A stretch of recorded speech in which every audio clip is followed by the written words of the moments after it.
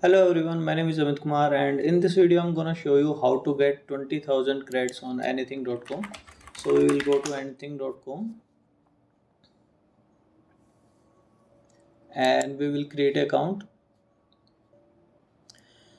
So it is not like you need to create a new account, but you can use your also old account if you have already. Just sign in and let me show you.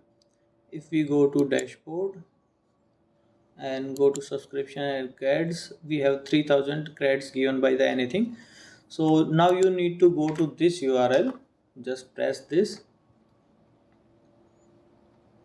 and now you get this prompt of getting 20k credits. Just claim now and start building. Now if you go to subscription and credits, you can see there are 23k credits, 20k credits already added by the.